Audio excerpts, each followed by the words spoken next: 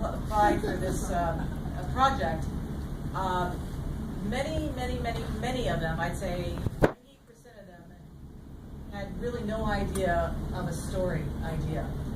And Eugene was one of the few who said, I'd like to do this, he calls it boot camp, early morning life in Golden Gate Park. And that's what he did. And he had a leg up on a lot of people because he already knew what he wanted to do, and he would hit the pavement running, and it shows. Eugene.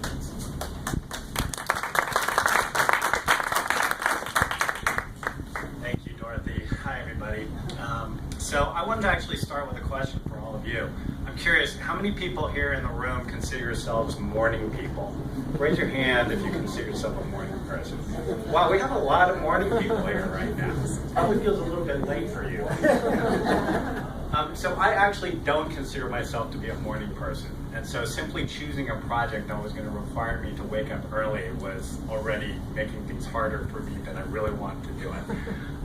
But what actually appealed to me in the project and what made me think about this was about a year and a half ago now, I was getting kind of lazy, I was feeling kind of out of shape, and my sister, who's here, convinced me to do one of these early morning boot camps. Do you all know what I'm talking about with these boot camps? No. You wake up? No? So people wake up at like 5:30 in the morning, and they show up in the park, and they work out together for an hour, and then they go home. And that sounded really insane to me. But I ended up doing it, and one of the remarkable things about it was, number one, it actually feels good to exercise in the morning, so I would encourage all of you to kind of experiment with that if you're looking for something like that. But the other thing about the park, which was so crazy, especially for someone who isn't a morning person, is that there are actually quite a few people in the park in the mornings, and it's beautiful. It's gorgeous. The light is wonderful. It's meditative. All of these different things. And so when I found out about this class and when I learned about kind of this story element, I thought, wouldn't it be kind of interesting to go in and try and get into people's lives a little bit and try and understand, try and capture sort of what it feels like in the morning in Golden Gate Park, and try and identify, a little bit about the stories. So I'm going to show you some of the pictures from my project. And I'll tell you a little bit about some of the stories that emerged from this project as well. But in a lot of ways, I think what almost more interesting, at least to me, was sort of the process of actually getting to know people here. Because I did have a leg up, as Dorothy mentioned, in that I had participated in this boot camp before. I had decided I would start with the boot campers because I had a relationship with them and I could kind of find their stories. But the part that I didn't really think through was how was I going to get into the lives of all these other people. These are people who wake up, they're going early in the morning for solitude, right, for meditation. In a lot of cases, people are meditating. And somehow I was supposed to go in and find out about their stories. And in my naive way, I thought I'd be like the National Geographic, kind of nature photographer, right? And I learned very quickly, just, the first day of class, that wasn't going to cut it. That's not how you're going to find out the stories. So what I ended up doing was I showed up. I decided I was going to go. I shot this over about a 2-week period. I shot about 400, 500 pictures. These were the 12 that kind of came out of this. You can see this is before the sun is even up. These are the boot campers. They're already working out. They're doing what's called patty cake planks, where they're doing push-ups, and then when they're up, they're playing patty cake with each other. This is in the music concourse? So what I decided to do was focus entirely on the music concourse. I actually started off thinking I'd do Golden Gate Park, and I was wandering all over the place. I'm like, I need to focus. So I just stuck around in the music concourse. So one of the things that happened as I was trying to figure out how I was going to get into other people's lives was I saw this guy who was basically a groundskeeper. And I realized, groundskeepers, they kind of know everything that's going on in the park. And if I could just, kind of get to know some of the groundskeepers, I might be able to access some of these stories. Maybe they could introduce me to people. So I met this guy who was really friendly, who I'll show you his picture later, and he told me about the other groundskeepers and these morning meetings that happened at 6:30 in the morning. So I showed up at 6:30 and I popped in, and this is basically right before their morning meeting where they get their assignments and they're about to go out into the park and do their thing.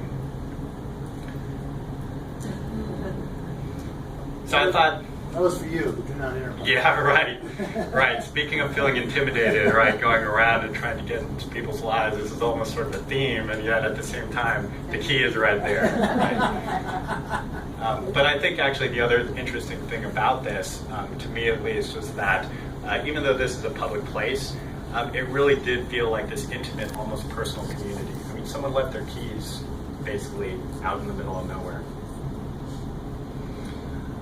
This is the Muni bus stop. I was basically trying to capture the morning dew. This is something, my dad was an early morning person, and when I was growing up, he used to try and convince me to wake up early in the morning. And one of he would tell stories, and he would talk about the morning dew, and that I always found, for whatever reason, really exciting. Not exciting enough to wake up early in the morning, but that was good. So to me, morning dew kind of really signifies morning. You can see one of the joggers kind of in the background.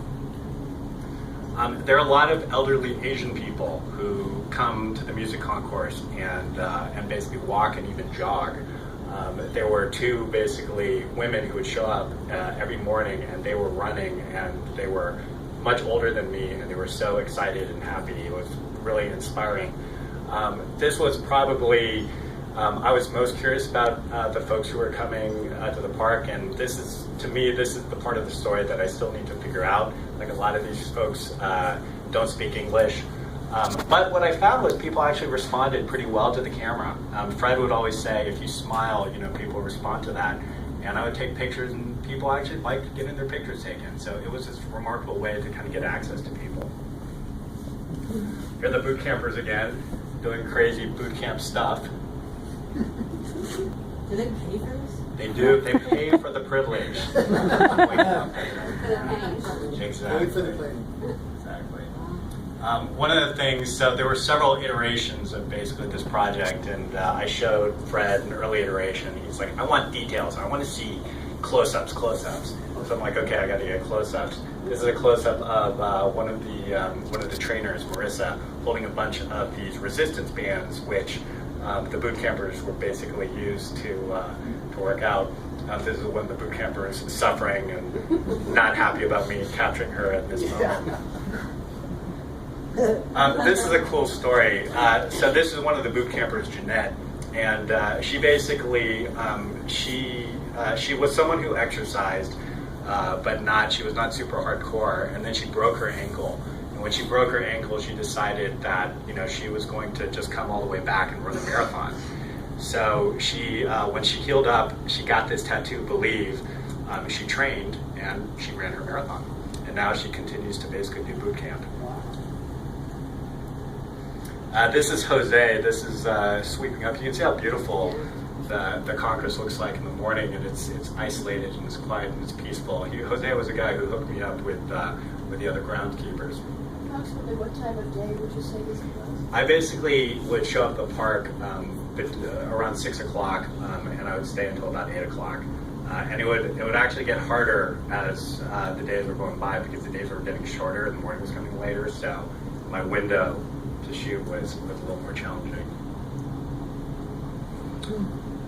These are people doing Tai Chi in the park. You can see this is later in the morning. The sun is out at this point. To me, this was sort of, in a lot of ways, like I just felt very peaceful watching this guy do yoga. He would come every day to the park as well, at that same spot in the bandstand to do yoga. And he was notorious for being cranky. And again, you can imagine why. I mean, he's come into the park and he's trying to meditate and do yoga and stuff like that. And so I was super intimidated to actually go and try and take his photograph. And I actually took this one kind of super surreptitiously. But to me, like, my biggest success on this project was towards the last day when I was actually going around shooting. I saw this guy actually coming, and he looked at me, he acknowledged me, and he smiled. And I was totally shocked. But what I realized was, it was sort of what Fred was talking about. You go out there, you're shooting every day, right? People see you're out there, even if you're not talking. And in a lot of ways, I think what happened was, there's a respect, there's an appreciation that you're coming there and you're practicing whatever craft it is. And that was a big epiphany for me. That was something I really appreciated about taking the class. And this is something I'd love to continue, and continue documenting this story. Thank you. Yeah.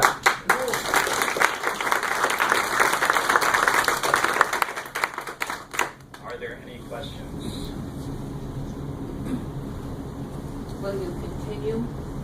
Yeah, I'd like to keep going back. It's like I said, this moment happened at the last day, and I feel like, I'm starting to actually be part of that community now, and I can tell a whole different side of the story. So I would like to go back for a couple more weeks at least and see what might happen.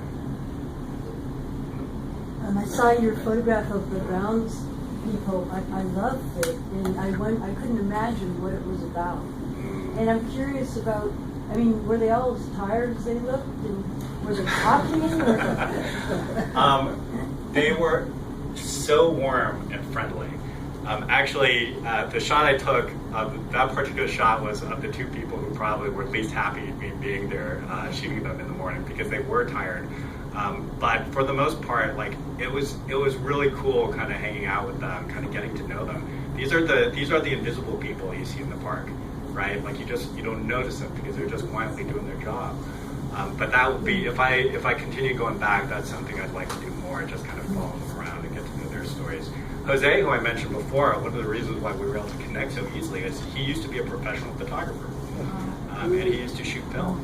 So we talked a lot about photography, and he actually had the older film version of the digital camera that I have now. So that's fine. Yeah, these are the crazy stories about people that you find out. Thank you.